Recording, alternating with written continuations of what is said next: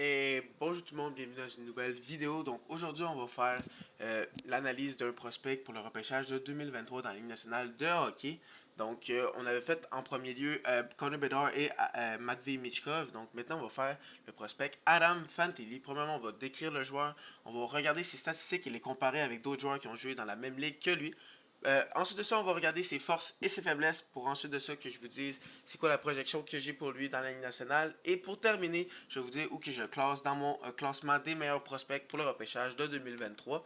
Donc, sans plus tarder, nous allons commencer avec sa description. Donc, qui est Adam Fantilli? C'est un homme de 18 ans. Il est né le 12 octobre 2004. Il est canadien. Il est né en Ontario, à Toronto.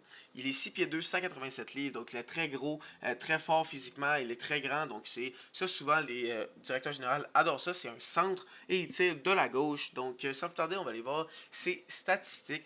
Donc, premièrement, en 2021-2022, dans la USHL avec Chicago, il y a eu 54 parties, 37 buts, 37 passes, 74 points. Donc, même avant son année de repêchage, on savait que Adam Fantilli allait être un des meilleurs prospects pour le repêchage de 2023. Vraiment, on savait déjà qu'il était là. C'est pas été une surprise cette année. Vraiment, ça fait plusieurs années qu'il est très très bon. Ensuite de ça, en 2022-2023, il y a eu le championnat du monde junior avec Team Canada et aussi il a joué en NCAA avec l'Université de Michigan. Donc, premièrement, je vais vous parler du championnat du monde junior parce que pour moi, c'est très important de la façon qu'il a joué. Donc, premièrement, il y a eu 7 parties, 2 buts, 3 passes, 5 points. Donc, si on compare un Connor Bedard, on voit que c'est complètement différent. Connor Bedard avait quasiment eu 3 points par match et Adam Fantilli n'a même pas 1 point par match. Donc, on voit vraiment la différence entre un Connor Bedard qui est numéro 1 et le reste du repêchage parce que Adam Fantilli est classé top 3 pour tout le monde et il est quand même seulement eu 5 points en cette partie comparé à un Connor Bedard qui en a eu une vingtaine.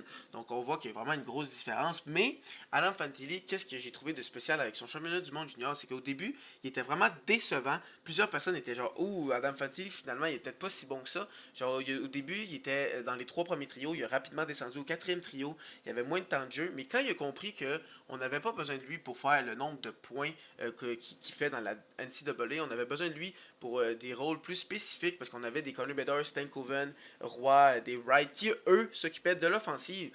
Donc quand il a compris qu'il fallait qu'il joue physiquement, qu'il joue bien défensivement, qu'il s'applique dans les coins, ça l'a vraiment débloqué. J'ai trouvé qu'il était vraiment meilleur dans les 2 derniers matchs du championnat du monde junior. C'est là que j'ai trouvé vraiment plus dominant. Donc, puis ça, c'était super parce que c'était les matchs les plus importants, c'était la demi-finale et la finale.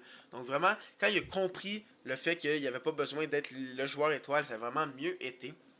Donc, par la suite, dans sa saison en NCAA avec l'Université de Michigan, il y a eu 36 parties, 30 buts, 35 passes, 65 points, ce qui est vraiment fantastique, surtout pour un joueur qui a été son année de repêchage. Souvent, on peut peut-être voir des statistiques comme ça pour des joueurs qui ont peut-être 20 ans, 21 ans, mais lui, c'est vraiment son année de repêchage, c'est vraiment incroyable. Il a aussi gagné le trophée Obi Baker Award, qui est le trophée remis aux meilleurs joueurs des universités américaines. Donc vraiment, il a été le meilleur joueur en étant à son année de repêchage. C'est très rare qu'on voit ça. Je pense que le dernier, si je ne me trompe pas, c'est Jack Eichel en 2015. Et vous savez comment le repêchage de 2015 était loadé. On pourrait bien comparer le repêchage de 2023 au repêchage de 2015. Deux repêchages extrêmement bons. Et quand on regarde un Jack Eichel et vraiment comme Fantilli à McDavid, Connor Bedard, ils sont pareils. Et après ça, il y a un Adam Fantilli, Jack Eichel qui pourrait se ressembler. Donc je vous dis qu'il y a eu 65 points en 36 parties, mais que ça peut pas vraiment nous dire grand-chose si on compare pas ça à d'autres joueurs qui ont été en NCAA dans leur année de repêchage. Donc si on compare à plusieurs joueurs qui ont été repêchés haut dans leur repêchage, il y a Phil Kessel, Ken Johnson, Matty Beniers, Jonathan Toews et Tage Thompson, comme vous pouvez voir, ils ont tous été repêchés en première ronde. Les 4 premiers ont été repêchés top 5. Donc Phil Kessel a eu une très bonne année. Ensuite de ça, comme on peut voir, il y a 2 ans, il y a eu Matty Beniers qui a été repêché deuxième de repêchage et que cette année, il va probablement gagner le trophée Call 2. Donc, on peut voir que vraiment, il explose les totals de tous ces joueurs-là. Donc, on peut voir qu'offensivement, c'est vraiment une couche plus haut que tous ceux-là. Mais on pourrait se dire que c'est un joueur totalement offensif, donc c'est pour ça qu'il y a beaucoup plus de points. Mais non, il est capable de jouer dans les deux sens de la patinoire. C'est ça qui est vraiment impressionnant avec lui, c'est qu'il a un talent exceptionnel offensivement, mais que défensivement, c'est quasiment aussi bien. Donc, il y a aussi un autre joueur que je voudrais comparer. Je vous ai parlé un peu plus tôt de Jack Eichel. Donc, si on compare les statistiques de Jack Eichel et Adam Fantilli dans leur année de repêchage en NCAA, Jack Eichel avait joué 40 parties, 26 buts, 45 passes, 71 points. Et pour Adam Fantilli, c'est 36 parties, 30 buts, 35 passes, 65 points. Et les deux joueurs ont à peu près le même nombre de points par match, mais on peut voir qu'Adam Fantilli a un peu plus de points par match. Donc, on peut se dire que Adam Fantilli a vraiment connu une saison exceptionnelle. Il y a eu une des meilleures statistiques que pas mal tout le monde dans les dernières années. Si on remonte, comme je l'ai dit, à Phil Kessel, c'est il y a longtemps. Donc, il a vraiment été très très bon.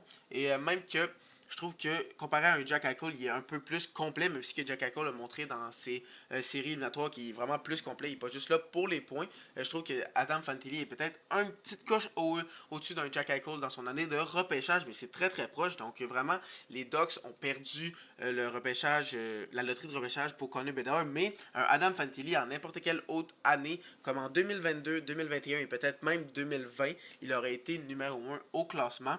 Donc vraiment, Adam Fantilli, c'est pas normalement, il n'est pas deuxième. Il est souvent premier dans n'importe quel autre repêchage, comme j'ai dit. Donc c'est vraiment un très beau prix de consolation. Ensuite de ça, c'est quoi ses forces et ses faiblesses? Donc, premièrement, il y a un très bon coup de patin, un très bon tir. Moins bon qu'un Michkov ou qu'un Bedard, parce que eux, c'est vraiment hors de l'ordinaire, mais c'est un très très bon tir pareil. C'est ça, il y a une très bonne vision de jeu, très bon fabricant de jeu, sa créativité à l'offensive, vraiment très très bon. Il va te faire des très beaux jeux. Peut-être moins qu'un pas un Adam Fantilli, mais moins qu'un Michkov avec des buts Michigan, mais il va te faire des très belles passes, des très beaux déjoues, vraiment offensivement très très bon.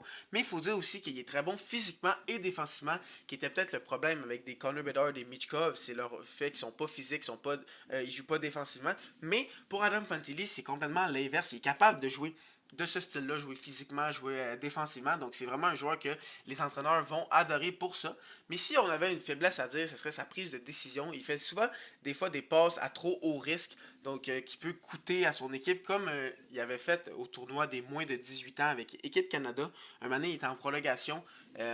Et il avait fait une passe risquée par l'arrière à l'aveuglette et il n'y avait pas de joueur de son équipe et ça le fait que Joachim Kemel est allé en échapper et a éliminé le Canada de cette façon. Donc c'est peut-être ça un des problèmes. Des fois, il essaie de faire des jeux un peu trop risqués qui pourraient un peu coûter, mais ça arrive souvent avec des jeunes joueurs et c'est facilement améliorable. Tu peux facilement améliorer ça avec l'aide d'un bon coach. Donc c'est pas un truc qui m'inquiète pour Adam Fantilli.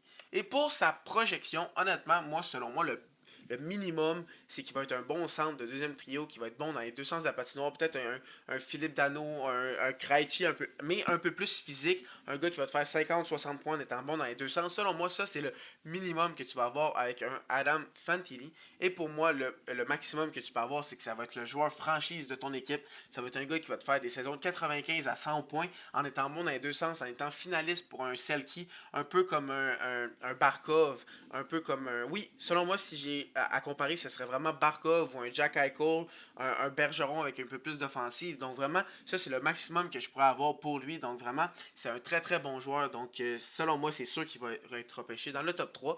Donc justement, si je vous dis c'est quoi mon classement, donc si on regarde les analystes, les pro scouts, ils disent tous qu'il est deuxième sur leur classement, sauf un qui l'ont troisième. Donc quand la pire note que tu as, c'est troisième au repêchage, ou deuxième quand il y a un Connor Bedard dans ce repêchage. Donc ça montre que tu es vraiment très très haut dans le classement de tout le monde. Et moi, si je l'avais, je vais vous expliquer comment mon classement fonctionne, pourquoi il y a des lignes blanches.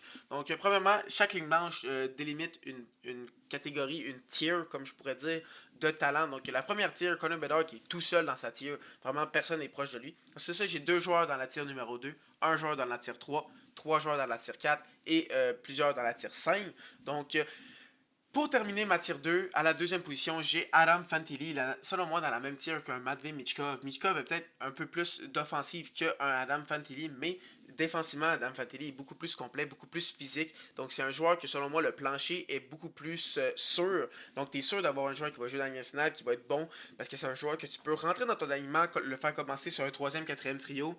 Il va jouer comme il faut, il va aller dans les coins, il va jouer défensivement. Par suite, il va monter, il va faire plus de points, il va aller sur son deuxième trio. Par suite, il va être ton joueur étoile de premier trio. Selon moi, c'est sûr qu'Adam Fantilli va être un joueur de la Ligue nationale. Et selon moi, il va être un joueur exceptionnel qui va être franchise pour les Ducks d'Anaheim. Parce que selon moi, oui, les Ducks vont absolument prendre Adam Fantilli. Donc, dites-moi dans les commentaires, qu'est-ce que vous pensez d'Adam Fantilli ou vous voyez dans votre classement quelle équipe vous pensez qui va le repêcher. Dites-moi aussi qui vous voulez que je fasse le prochain analyse pour le prochain prospect. Et si vous êtes encore là, sûrement que vous avez aimé la vidéo. Donc n'hésitez pas à liker la vidéo. Et si ce n'est pas déjà fait, n'hésitez pas à vous abonner et cliquer la petite cloche pour savoir quand je vais faire d'autres vidéos. Et sur ce, bonne fin de journée.